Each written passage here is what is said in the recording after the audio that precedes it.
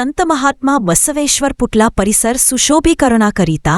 20 लाखाचा निधी मंजूर केल्याबद्दल भव्य सत्कार सोहळा सोलापूर गौतम चौकातील संत महात्मा बसवेश्वर पुतळा परिसर अनेक वर्षांपासून पद्मगोंडा कुटुंबीय और बसवेश्वर सर्कलच्या वतीने दर रविवारी पूजन व स्वच्छता ठेवण्याचे काम करत असताना पुतळा परिसरात हायमास्ट सीसीटीव्ही कॅमेरा तसेच चबूतर आणि इतर विकास निधीबाबत आपली व्यथा पालकमंत्री जयकुमार गोरे व आमदार देवेंद्र कोठे यांच्यापुढे मांडली होती। एकीकडे सोलापूर शहर स्मार्ट होत असताना समस्त वीरशैव समाजाचे श्रद्धास्थान असलेल्या संत महात्मा बसवेश्वर महाराजांचा पुतळा परिसर देखील स्मार्ट व्हावा याकरिता निवेदन देण्यात आले होते। याची दाखल घेऊन तात्काळ 20 लाख रुपये मंजूर करण्यात आल्याची पालकमंत्री जयकुमार गोरे यांनी पत्र दिले होते। या प्रसंगी श्री संत महात्मा बसवेश्वर सर्कल मित्र परिवाराच्या वतीने बसवेश्वर सर्कल येथे 20 लाखाच्या सुशोभीकरणाकरिता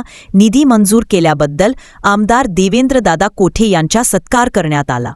प्रमुख मान्यवर डॉक्टर शिवरत्न शेटे, सौ रोहिणीताई तडवलकर, भाजपा शहर अध्यक्ष सुरेश अण्णा पाटील, माजी सभागृह नेता जगदीश पाटील, माजी नगरसेवक प्रभुराज मैंदरबीकर, विश्वस्त श्री सिद्धेश्वर देवस्थान प्रथमेश कोठे, माजी नगरसेवक चन्नवीर चिट्टे, गुरुशांत धुट्टर गावकर, माजी नगरसेवक उपस्थित होते।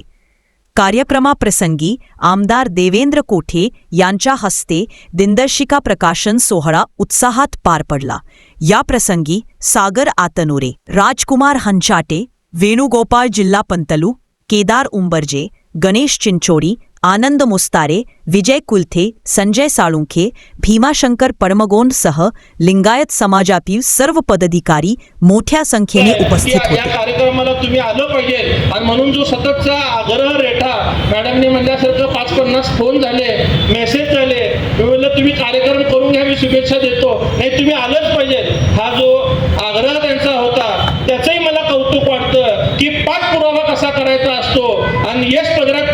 पाडून घेतल्याशिवाय हार मानायचे नसतं। याचाच एक मला अनुभव मला वाटतं त्यांच्या या कृतीतनं आलं। जोपर्यंत आपला दादा या कार्यक्रमाला पोचत नाही तोपर्यंत त्या माणसांनी काय हार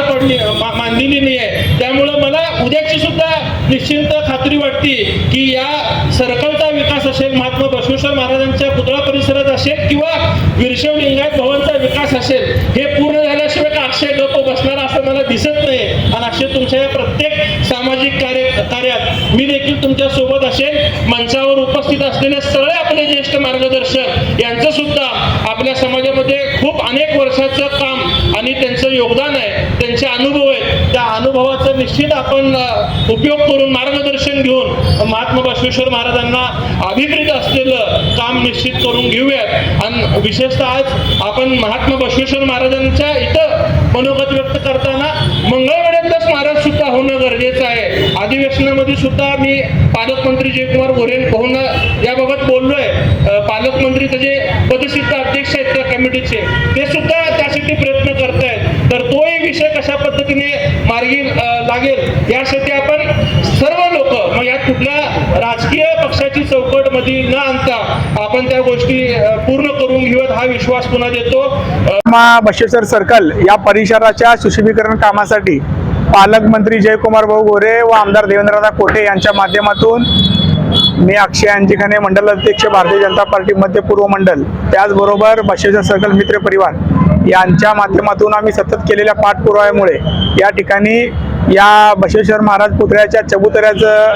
कामासाठी निधी नसल्यामुळे अनेक दिवसांपासून अनेक महिन्यांपासून हे काम प्रलंबित होते। आणि ज्यावेळेस आम्हाला ही माहिती कळाली, कारण या कामासाठी तत्कालीन पालकमंत्री राधाकृष्ण विखे पाटील साहेब यांच्याकडून आमदार सचिन दादा कल्याण शेट्टी यांच्या माध्यमातून यापूर्वी आम्ही 25 लाख रुपयाचा निधी या ठिकाणी आणलेला होता। आणि त्यानंतर त्या ठिकाणी मनीष काळजी यांनी देखील 40 लाख रुपये एकनाथ शिंदेकडून आणला। आणि हे काम होत असताना हे काम प्रलंबित अनेक दिवसांपासून आहे हे आम्हाला जेव्हा निदर्शनास आलं त्यावेळेस आम्ही महापालिकेतील अधिकाऱ्यांना या ठिकाणी विचारणा केली की आम्ही दिलेला निधी असेल किंवा इतर शासकीय निधी जे शासनाकडून आलाय हे येऊन देखील अद्याप हे काम अपूर्ण का आहे. तर त्यावेळेस आम्हाला कळालं की या चबुतऱ्याच्या कामासाठी निधी नसल्यामुळे हे काम प्रलंबित होतं आणि आम्ही तत्काळ ही बाब पालकमंत्री जयकुमार गोरे व आमदार देवेंद्रराव कोटे यांना ही कळवली आणि मंडलाध्यक्ष म्हणून मला जो पालकमंत्री जयकुमार गोरे यांनी निधी सुचवायला सांगितलं होता त्यामध्ये मी या बसवेश्वर महाराज पुतळ्याच्या 20 लाख रुपये निधीची मागणी केली आणि त्यांनी तात्काळ या महापुरुषांच्या निधीसाठी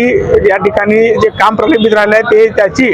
संवेदनशीलता लक्षात घेता तात्काळ त्या ठिकाणी आम्हाला निधी दिला आणि याची टेंडर सुद्धा या ठिकाणी झालेलं आहे आणि लवकरच प्रत्यक्षात कामाची सुरुवात आचारसंहिता पूर्वी होईल असा विश्वास मला या ठिकाणी आहे आणि नक्कीच येणाऱ्या काळात देखील या बसवेश्वर सर्कल मित्र परिवाराच्या माध्यमातून या ठिकाणी जे काही सोयीसुविधा लागतील आता सुरक्षेच्या दृष्टीने CCTV कॅमेऱ्याचा आम्ही या ठिकाणी या निधीमध्ये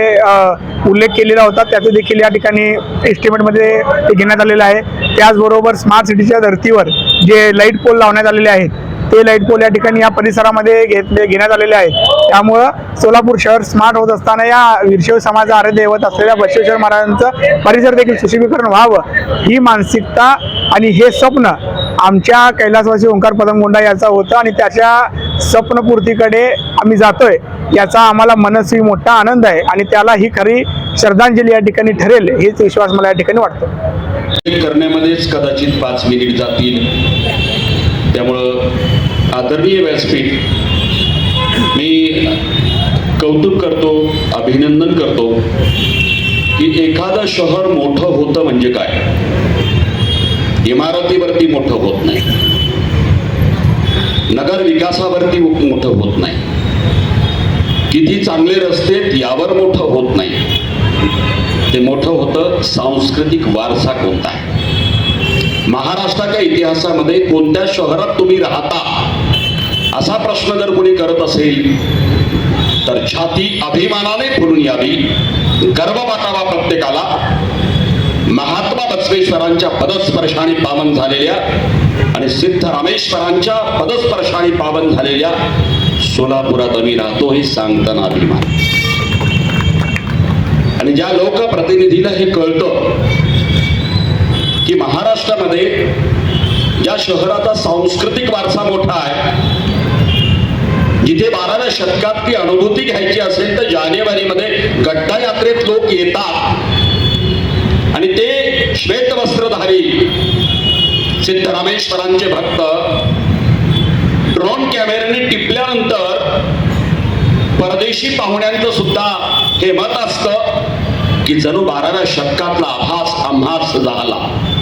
मला वाटतं की असा सांस्कृतिक वारसा महाराष्ट्रातल्या कोणत्याही शहरात अनुभवायला मिळत नाही.